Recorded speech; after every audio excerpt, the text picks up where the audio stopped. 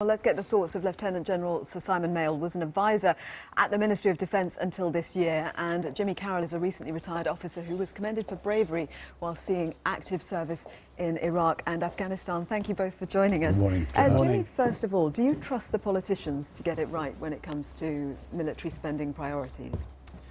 Yeah, I think, as we've seen in the last review 5 years ago, that cuts had to be made. The government took over a massive deficit in the budget. However, it has had an effect on the troops now. And although we've got this uplift going forward, it's not till 2020 and 2023 that we're going to see a lot of those effects. And I think we need to actually discuss the troops on the ground and where the incentive is for them and to keep the talent coming in, because without the talent we won't be able to react capably to what's facing us. And I think that's the key part here, really keeping the morale amongst the troops as well, and reinforcing the standards that they have. So you've relatively recently left. How would you describe the morale?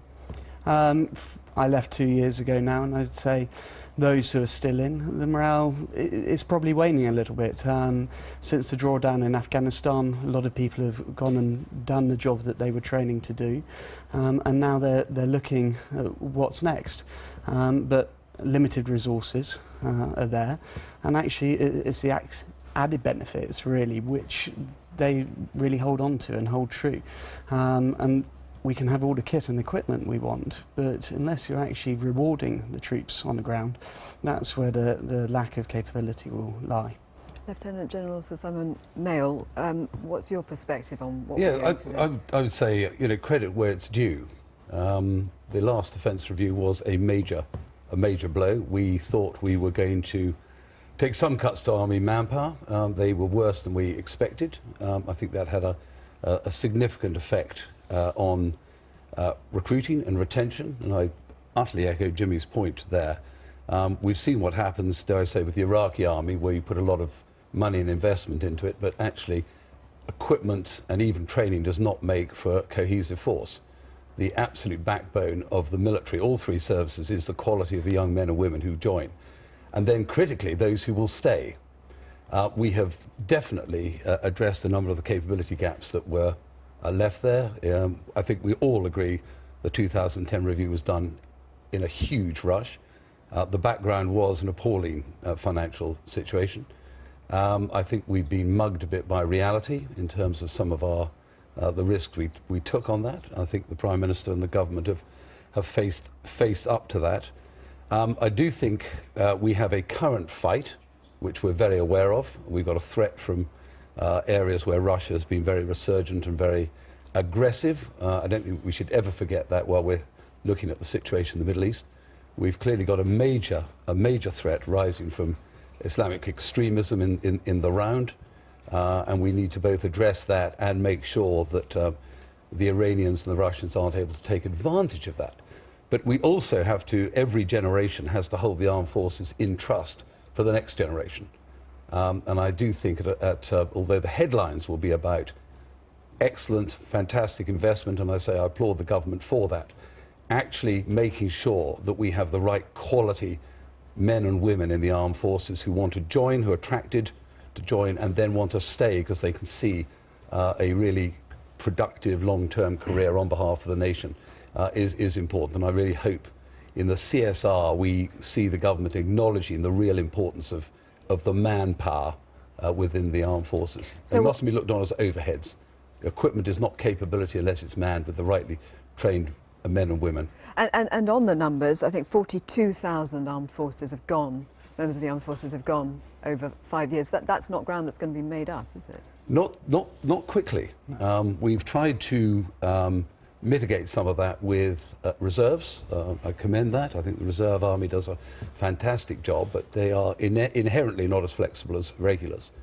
And I've always argued for a long time, through my time in the Ministry of Defence, for me, for a country our size, our set of responsibilities, our wealth, our leadership role in the UN, in NATO, our relationships around the world, there was something totemic about 100,000 that I think played to people feeling a sense that they were part of an organisation that was well grounded. Now, clearly, numbers alone are not enough. You know, money alone is not enough. You can waste money, but I think this human dimension to capability is extremely important. As I'll say, Jimmy's been very, 2 gallantry medals in Afghanistan. He's been right close to the sheer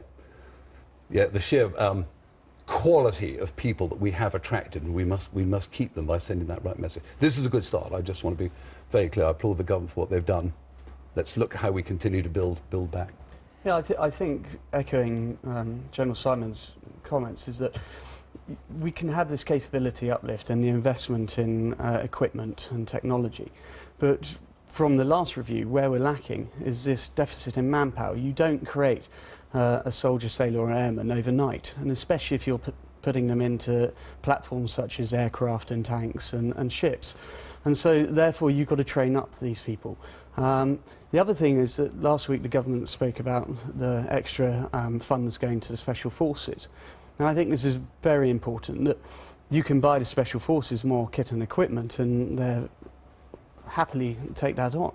However, you can't just buy extra Special Forces soldiers. We've really depleted the pool where we take those soldiers from. When we were a much larger army of 85, 90 and up to the 100 figures, 100,000, we were still finding it hard to fill the Special Forces then. And so if we want to keep the quality of the soldier and be at the forefront and leading the way in Special Forces soldiering that Britain holds itself in, we need to keep that talent pool rich and swelling. And so therefore a reduction in manpower which we've been hit with is really affecting that as well. Afghanistan has had its drawdown on those who wanted to go towards the Special Forces, because a lot of regular soldiers were getting far more active service than they ever saw before, and it's addressing that again as well. And going forward, you can always look at the now, but you've got to look out to the future and plan, and there are no quick fix solutions, especially to manpower. You can't buy an off-the-shelf product, and it's keeping those soldiers and sailors and airmen in and incentivised, because we want them to stay in for the long game, because they are going to be the future leaders as well going forward. Thank you. Thank you both.